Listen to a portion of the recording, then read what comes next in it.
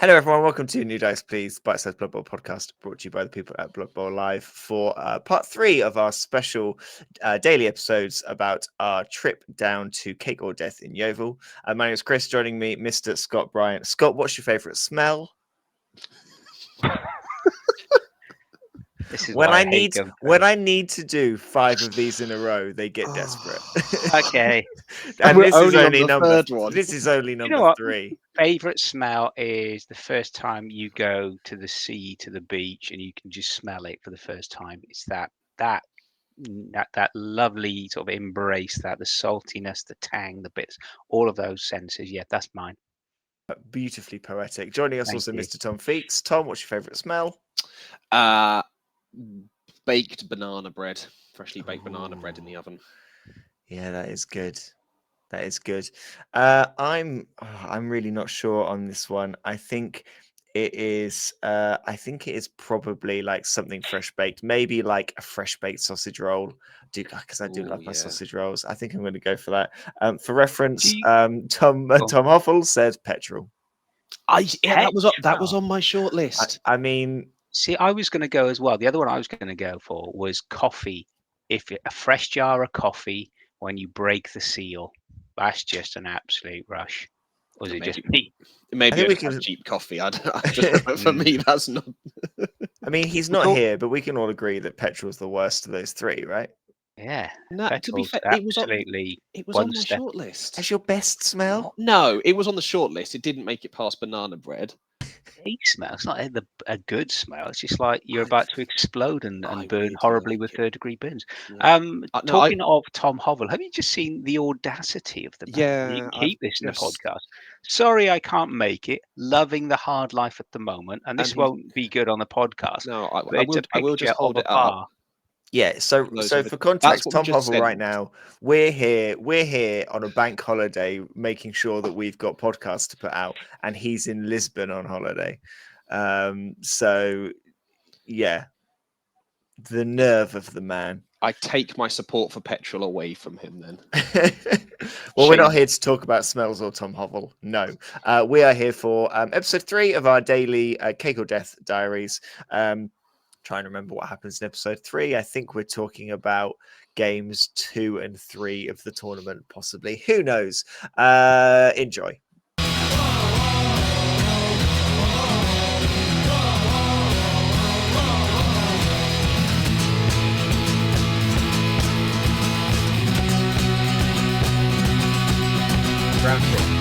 Round two. So, Scott, how was your round two? Round two was better than round one. Definitely. Let me just get my results up. Sorry. To paraphrase my mother-in-law, could have been much worse. You lost round one. It could have been.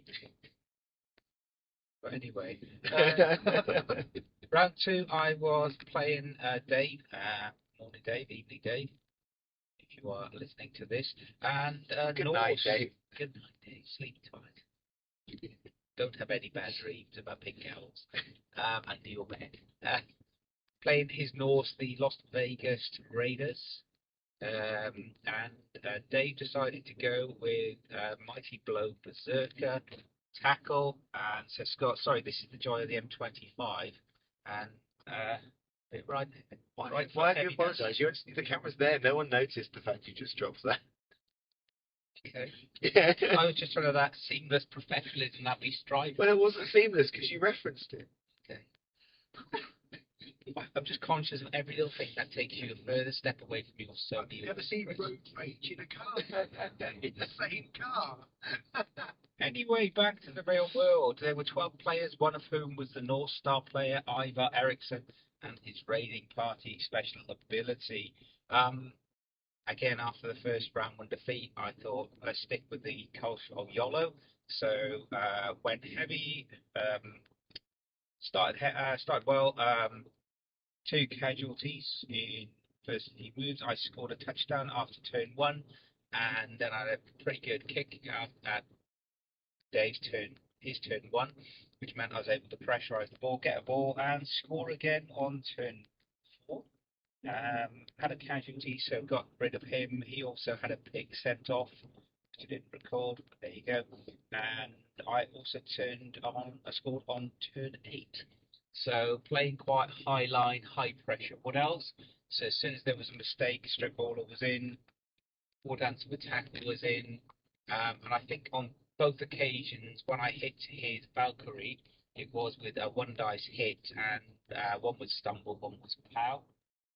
So I managed to score the 2 touchdowns, those extra 2 touchdowns, which by half time was very good. And second half, then did get the ball, lost the ball. Dave started getting a lot of KOs on my Wood Elves, so therefore the numbers were starting to balance themselves out. And he did manage through weight of numbers to get the 1 turn. And then after that, when he kicked me, I just kept it right far back with one of my catchers. And that was it really. Otherwise, it was one of those. I could have scored maybe a 4th. He could maybe have scored 2nd. But it was a good game. We both got on with it, agreed the rules, and the dice were bad, not bad at all. First half, got a lot of knockdowns, but didn't get the armor breaks. But that was Dave. But then the second half, as soon as he started to get 1 KO. Started to cascade a bit, and then I was thinking a bit squeaky bum time for what else, but held on to the 3-1 win. So that was what I wanted. I did say on our trip down on Friday, I could get 1 W, that'd be good for me. So I thought 1 W, great, let's move on. So, out of interest, then, you obviously having lost game 1, Yeah, your game 2, kind of on paper, the way that it is then done, it's the opponent who also lost. Yep, also lost 1-0. Probably. Yeah.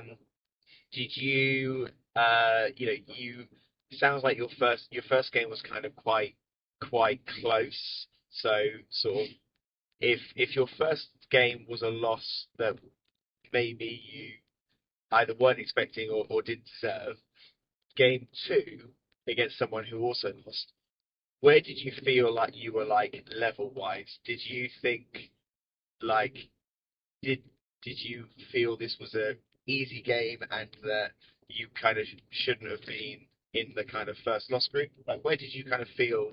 How did you feel sort of going into that one and where your level would be? Going into the game, I felt that okay, I'd lost, they'd lost, and you don't know if your opponent did they lose closely, did they lose badly? Yeah, it was a close game. To say. The fact that he'd lost 1-0, it wasn't like a 3-0 loss, a 4-0 loss. Yeah, So he hadn't conceded much, and Norse don't tend to, because Norse we know have block across the board. Yeah.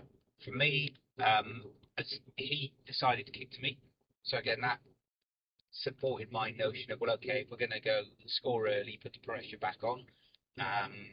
And I managed to, as I said, get 1 KO and 1 casualty. And then when I pressed it in the first couple of turns, he fouled with a beer ball and it got sent off. And I suppose after the first 2 or 3 turns, I had the numerical advantage and I had the speed advantage. And in terms of the Norse, interesting, I found that I was offsetting from the centre in terms of my lineups, and people were focusing on those 3 linemen, which with Wood Elves, if the ball bounces any, the other 3 parts, it's difficult for them to sort of swing around, and it gives the Wood Elves, similar to Skaven as well, Underworld, your very edge teams, a bit of a head start, and that did work. So at that point, I thought, yes, felt good, felt confidence, and it was still a good game, but there was still concerns that it could have gone either way. Okay, so you've gone loss into a win. Yes. So on for 50% and a win under your belt. Yep. Tom, game 2. You've drawn game 1. Yep. Very, very closely drawn game 1. The drawing is an interesting one because you haven't won by a certain amount, you haven't lost by a certain amount. No. So within that draw space, it's very difficult to tell.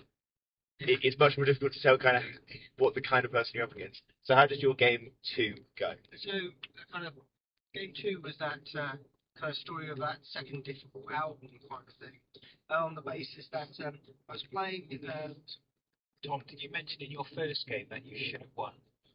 I had the opportunity. So again, this is something that we haven't really touched on. The good thing about the tournament yesterday was there was very clear and decisive rules about timing. So you had to finish your game within 2 hours and 10 minutes, and they would then say, right, finish off as long as both players have had their equal amount of turns. That's it. Dice down.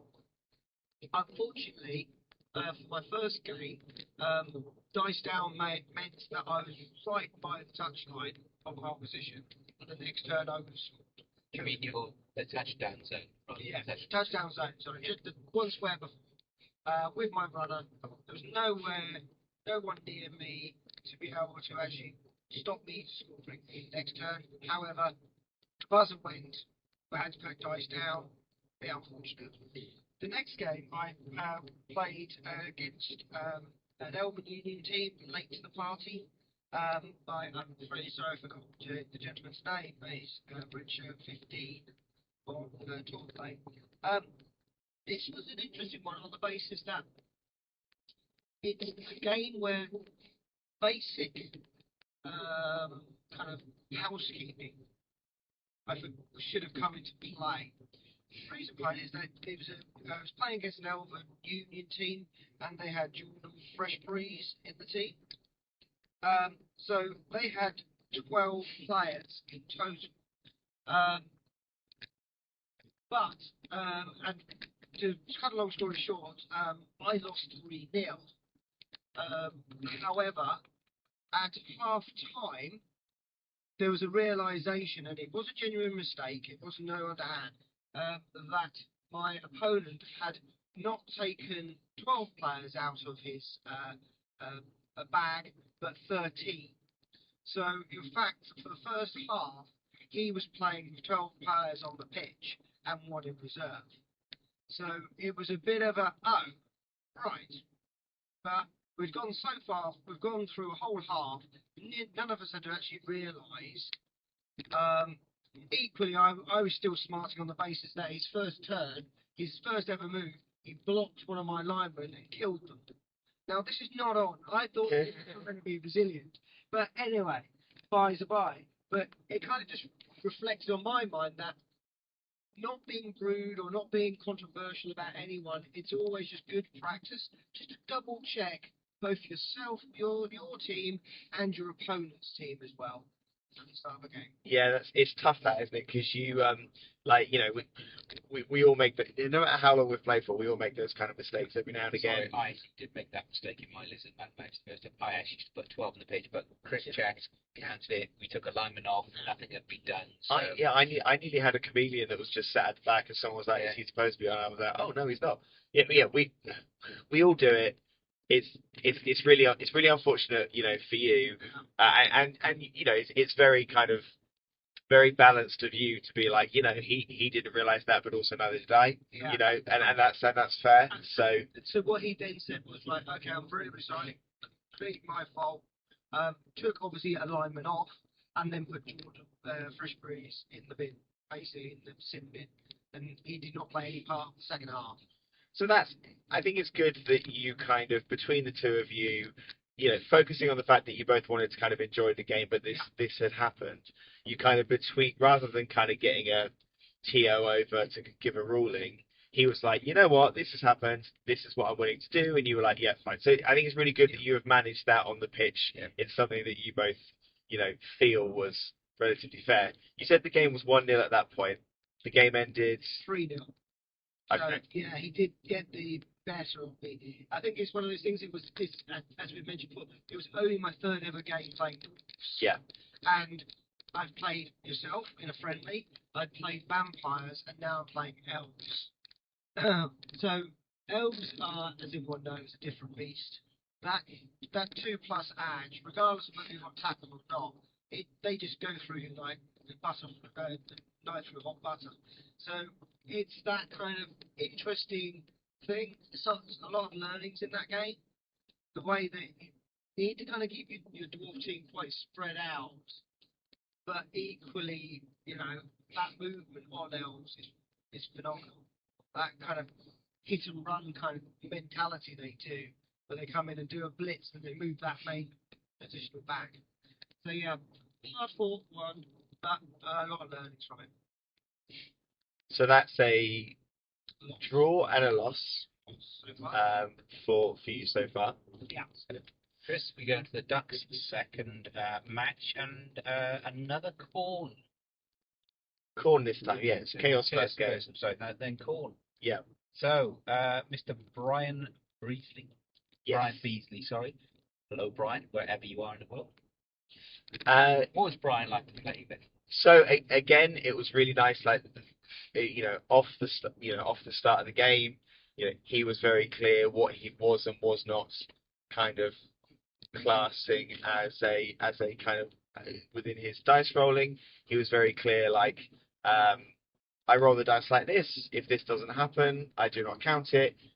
There was never going to be any ambiguity about how the dice were rolled and anything like that. So very good kind of way to start. I received, to start with, it was kind of it felt kind of quite controlled. I kind of worked the ball down, covered well. He put enough pressure on, so I wasn't going to stall. So managed to take the lead. Managed to keep it 0-0 at 1-0 at half time. Second half, I put an awful lot of pressure on him as much as I could. I freed the ball up at certain points, doing ridiculous several dodges, 5-up pickups, dodge outs. It was very scrappy, and he did very well to put as much pressure on and keep that ball. And he tried to stall as long as possible because he knew I could kind of respond. But eventually it would have been too much of a risk not to run in, so he went in and got it level. Then, very much wanting to win. I think he would have been happy drawing every game, and I think actually at the end of the day he drew 3 games and only lost 1. I think he'd have been happy with the draw. I very much wanted the win.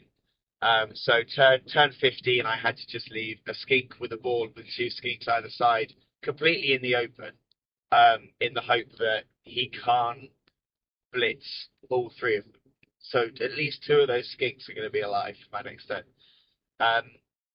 He freed up the ball. He put so much pressure on, put so many players around the ball to make it really difficult to get. He just left one opening where I could get a 1 dice block on the ball, on his ball carrier. Got the 1 dice block. Had to use a reroll to get it, but got the 1 dice block. Ball bounced around, ended up somewhere, and then then what I had to do is 1 skink had to do 3 dodges to run into the end zone to be ready for the catch, and another skink had to do a dodge, a 4-up pickup, 2 more dodges, a 5-up pass, and then the 3-up catch in order to kind of get the win. And without a reroll, I didn't roll lower than a 2 at all, and lower than a 3, and without a reroll, just all of that happened on turn 16 to take the win on the last turn. It was absolutely, it was incredible, and I did feel for him a little bit, because you can't that I needed to roll 8 or 9 dice in a row, exactly what I needed, without available rerolls, with only built-in dodge reroll, which I'm only going to be able to use once. And the amount of times that will actually work for you is really pretty low. Like, it's not going to happen all the time. It's the second time in the game that I had done that kind of ducks nonsense, going for it and seeing what happens, and it paid off. And you kind of can't really. It's very difficult to play against that, because you put all this pressure on the ball and all this stuff. You force your opponent into a position where they have to roll 10, 11 dice in order to win the game. and then if they roll 10 or 11 dice and it wins, there's nothing you can do about it. So yeah, I was really, really happy with the win. I was happy with the way that I won because it's kind of my narrative of the plucky Mighty Ducks theme and doing lizard passing, which is, ridiculous. It all fit within that. So I was really, really pleased with it. And it meant that I was going into lunch with my 50% record. If I lost the next 2 games, didn't matter. I've got my 2 wins. I've got my 50% for the day. So, yeah, kind of made me relax a little bit going into the afternoon, knowing I'd got what my minimum was. Anything else was bonus. And just before we finish the roundup of round 2, then, so you've done your ducks, you've given him your dice, Giving him the dice and the sticker and the rubber duck. and you gave him a little rubber duck as Yeah, well. everyone got a rubber duck. You got a little rubber duck playing Chris. Very nice indeed. So let's just, before we move on to the next round, let's just take a pause and reflect on where we were at lunchtime with the announcement of who we would face in round 3. So Chris, you were coming up against vampires. I was, yeah. What was your thought at lunchtime when you saw that roster? I mean, it was it had lots of re-rolls. It had 4 re-rolls, including leader. He had apothecary. He had, good skills, good skill placement, dodge on runners. He had block where he needed it. He also gone for frenzy as well. He got quite an interesting mix. My last game against vampires, I think I lost 3-1 with this very build. So I kind of knew in my head that I had to play a bit differently. We had discussed, I think yesterday, that or the day before, like maybe not kind of worrying too much about cage, maybe going for some split tactics. Spoke to BB Nut at lunchtime, and he said, vampires, yeah, they're tricky for lizards. Maybe think about this. Thought about a few things. So I felt, pretty much. I thought there's a result to get here. If I'm sensible. If I don't, I don't. I know vampires can be tricky, and I also knew vampires could cause as much damage to themselves as they can to you, or you can do to them. So it was kind of like, if the dice go my way and don't go theirs, I think there's a result to be had. Cool. So feeling pretty confident. Yeah. And good in a positive mindset. Okay, Tom, you were drawn against dwarves. Yeah. How are you feeling about that? Dwarf on match. Dwarf mirror match. Yeah. Yeah. Well, it was interesting because what I had taken on my dwarf team was 1 guard blitzer, 1 guard lineman, block on both my runners, and mighty blow on 1 blitzer and mighty blow on a troll zone. What they'd taken was 5 guard on their linemen and 1 block runner. So it was going to be an interesting battle, I thought. We obviously got the same team. I didn't know anything about who was the coach. He has his very, very nice original dwarfs. So Just a pre. No, we're not going to do round 3 full. Still be a pre. So you. I just think that to tease the audience, Tom, maximising the excitement. yeah, no, I was looking forward to it. Jeez, no. I can see you getting into there like, oh, no, this happened, there's the score. And, hang on, dear listener. By the way, just to any listeners or viewers of this incredible episode, this testament to Blood Bowl. If you do want to see the teams, all of the detail, the scores, not just of our teams, but all of the other teams on the day, you can go to Tour Play, you can have a look, and see what you think of all those setups. Do you agree with the rosters? Do you disagree with the rosters? What was your pre round 3 then? You've got your draw. So I got my draw, got Amazons. You've got Amazons. So I got Amazons. So where are you mentally? How are you preparing? Are you confident? I've always got a bit of a thing about Amazons because the last time I played them, I got pitch cleared. Yep. Thank you, Tom Hunt, for that. So I know how, when they're on fire with their built-in dodge, they can be a real pain. They had 3 re-rolls, so there was 12 Amazons, 2 Jaguars, 2 throwers, 2 Jaguar Linemen, 2 of the Blitzers as well. And 12 players, 8 POG, 3 re-rolls. And I thought, well, I've got 2 tackle pieces. Dodge obviously hates the tackle piece, so I thought if I play sensibly, if I do well, and again, you don't know. All you know is the opposition coach has also won one, lost one. Yeah. So it's a question of okay, it's going to be an interesting. It's about pitch. So I wasn't feeling terrified or anxious, but I thought I've got my 1W under the belt. That's what I wanted. Hit my target. Just again, keep with that same strategy. Have a bit of a YOLO. Try and get the early score, and we go from there. So, question for you both then, before we discuss round 3. Do we stay on the M25, or do we take the similar ETA A1M, which has a little leaf next to it, which means it's more fuel efficient? Fuel efficient. Should we go fuel efficient? Should we have a little trip down the A1M? I always believe in the driver is right. Driver makes the call, and as a passenger, you support the driver. You don't Well, criticize. let's go, and thank you for being such a courteous passenger. Pleasure. Let's go down the A1M. Why not? Let's live the dream and save another penguin. Let's do that. Let's save the penguins down the A1M. Round 3. So we go Back to to round cake 3. or death, where we were That's yesterday. cake or death. So halfway through, yeah. It's 2 wins. Yep. Chris sitting pretty at the top. Tom, Draw or a loss. drawing off, but some good signs coming from the dwarfs. Yep. And the elves are at 50-50. 1 win, 1 loss. Christopher, Yes. third game. Actually, give me 30 seconds. I need to remind you who you were playing. I was playing vampires. And this was this the vampire?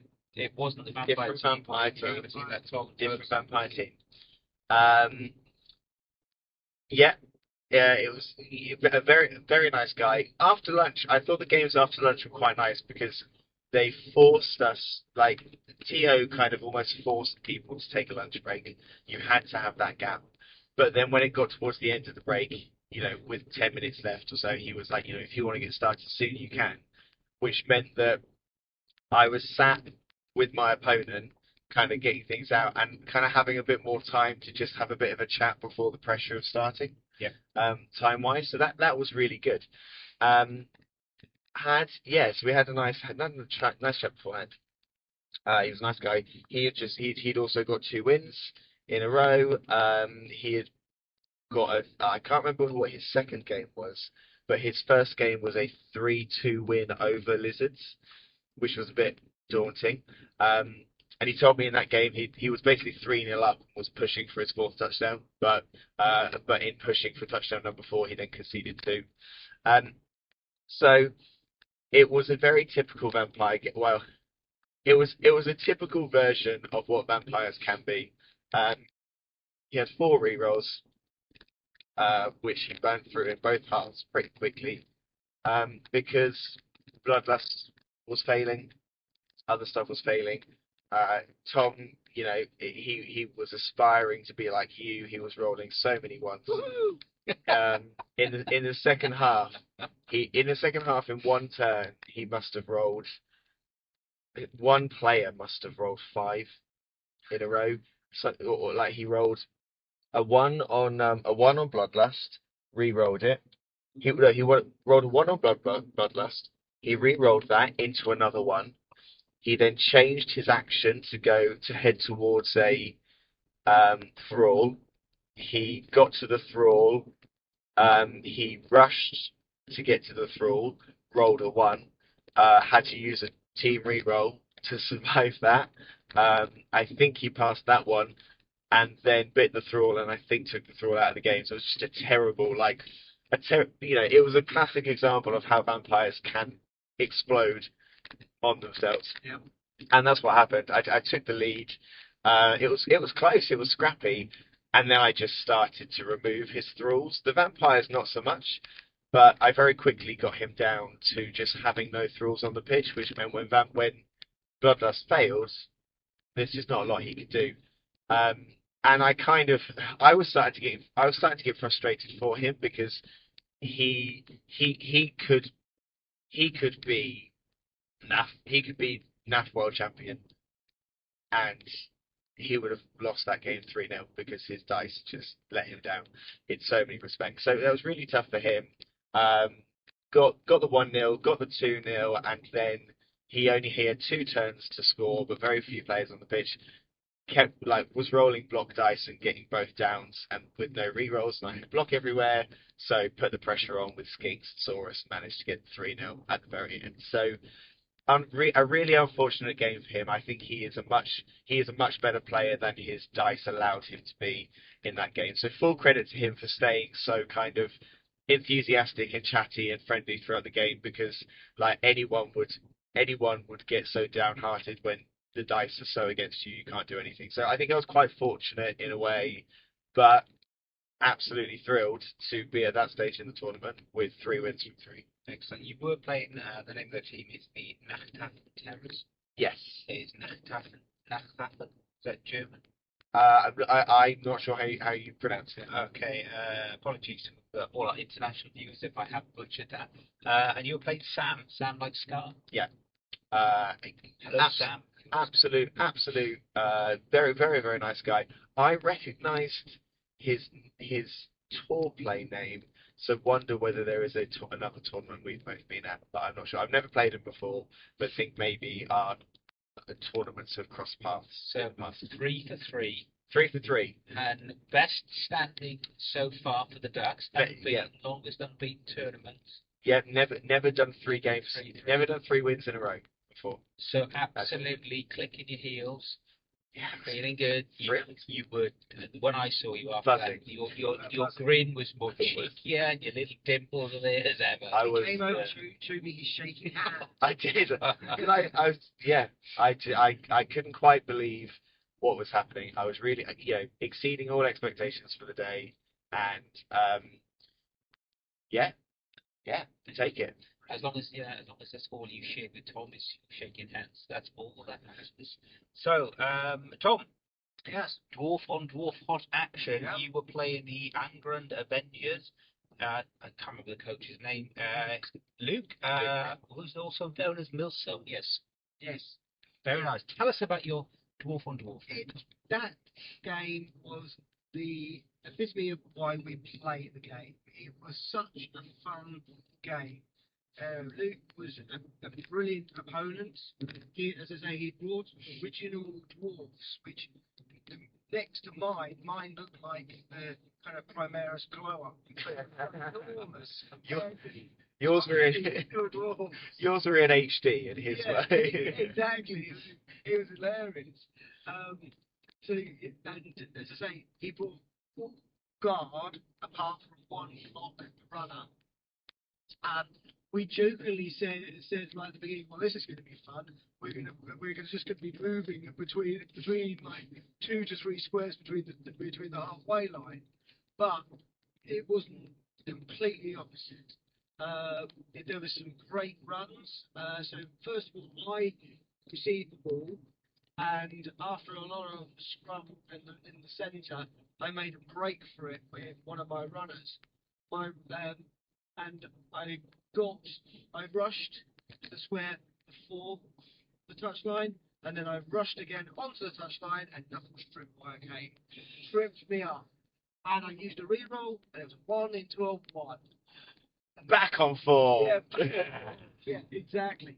And then the ball did not bounce out of bounds. It bounced next to me. So it was on the touchline next to me. And the reason I had to do that was because he had players at the back. He ran a Troll Slayer up to try and pick the ball up. That bounced it out. Okay, so it bounced out, got back right. It then came flying back in, ended up near the halfway line, and then bounced into my half, where he picked it up. I managed to get one of my other runner down, who luckily had blocked, and blocked his runner. The ball bounced in front of away, and I then managed to surround the ball with 3 players. The next turn, he stood up and did elf bullshit. He basically, With dwarves. with dwarves, he basically jumped up, went in, picked that ball up when there's 3 people protecting it, dodged out, and then rushed and scored.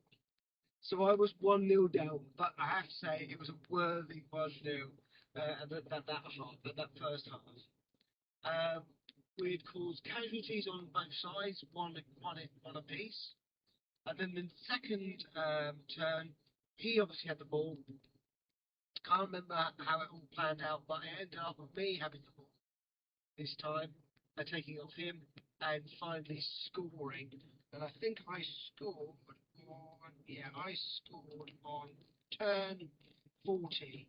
So it was a great little match. We really, really enjoyed it. We both had a really good time.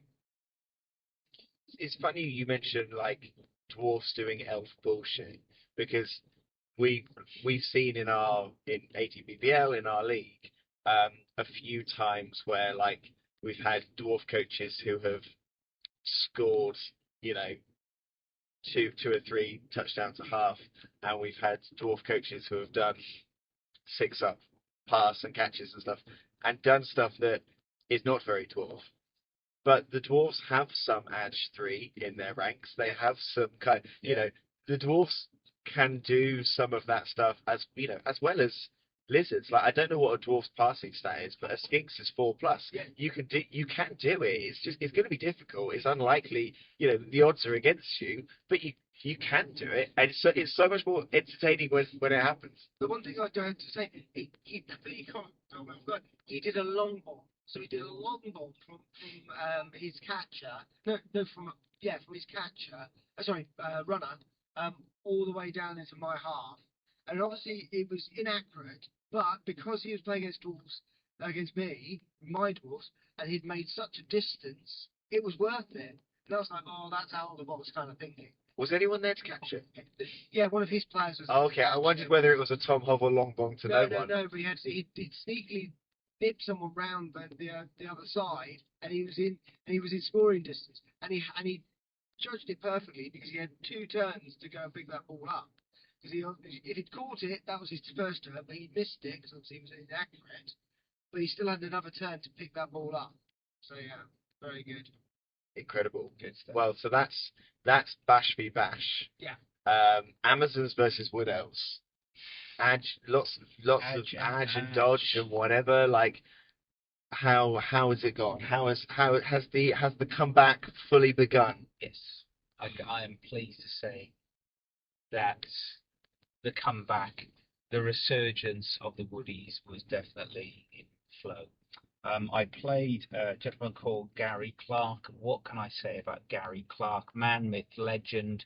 What also can I say that isn't frankly, question our morality or legality? But he was an absolutely great guy, Gary was. We played it, we had fun, we talked about the rules that were there for enjoyment. We're not going to be that guy, and I sort of became Gary's surrogate carer. Brian, if you're listening, you know what I mean. So yeah, and he was sharing his Haribos, which I think is a quality sign of a fellow coach. So what more do you want? So started. Gary won the toss, elected to kick to me. So I again decided to go score early. On this time, scored on my turn 3. Did get a couple of casualties. One with Tom Hovel, the catcher. Well done, Tom. And it was it was a game whereby with Amazons and Elves, the tackle was really, really paying dividends. Scored early, and Gary was pressuring me into scoring. He did burn a lot of his re-rolls very quickly in both halves. And when he had the ball in the second half, he tried to move it side to side. The Woodies, can easily counter people. He had screened off, and I did a lovely ball dancer, 3-up leap, 3-up dodge, into a blitz, got the ball, buggered off, scored for 2-0. So it was typical Woodies, if you don't, in terms of they can easily get through a screen in terms of putting pressure and blitzing the ball. End of turn 8, Gary retaliated by killing Luke Baggett. So sorry, Luke, you are officially dead now. but you'll be back. Don't worry. And as we went into the second half again, the Wood Elves managed to get in. Well, Gary then was. I had a chance on the ball. Gary then decided to do a throw, but rolled a 1, and on the pass he rolled a 2, but with the modifiers it went into a 1, so therefore it was a fumble. Next to Wood Elves picked it up, would have gone to score, but we were helping each other, so we were helping in terms of like measuring things out. And if he blocked there, got the ball, then he moved around, picked it up with his thrower, and he decided to go for it with one of his blockers down the other end of the pitch, similar to Tom's long bomb. Unfortunately, he failed it, and by then it was sort of, we were behind the clock, but Gary had been helping Simon up to play, and it was good. And we agreed that they're at 2-0, sorry, to the Wood Elves. So, yeah, 2 up, happy as a pig in poo, ready to go into round 4 with 2 W's under the belt. Tackle really helped against them. It's interesting because I don't think you can ever blame somebody for not helping with like measuring things out and talking about what you're going to do or what you could do or what you couldn't do and all that stuff. I think if you're at a tournament and somebody isn't being that helpful and isn't doing that, I don't think you can ever blame them, because it is a tournament and people do want to win and do well. But so you should never kind of expect your opponent to do it. But it is really nice sort of when you're having a game and you've got that kind of focus on, we're here to have a good time, we want to kind of maximize that out, and we both want to do well and helping each other out. It's just really nice and kind of refreshing to have a game like that. And we had said that at the outset in terms of we talked about our rules around the dice, when we'd re-roll it, when we'd roll 1 or 2 if it's off the table. And I said to Gary, the main thing, we agreed, is about having an enjoyable match. Really, exactly what Tom just said there to mirror him, in terms of it's about the experience and why we play Blood Bowl. Wins are good, but at the end of the day, if you've had a good game, it's you've learned something and grown as a coach, then that's just as valuable. But I'll take the W, so 2 for 1. 2 and 1 out of 3. So that's 2 and 1 for you. Yep. Me is 2 draws and a loss. And look at that little smile. Look at that little cheekiness there. So stay tuned. What game at 4? Do you know what I like as much as 3 wins? Kiwi energy drink. Kiwi energy drink, the A14. That's episode 3. Join us tomorrow for part 4 of our Cake or Death Diaries. We'll see you then. I love how these are getting slightly more unhinged at every single recording.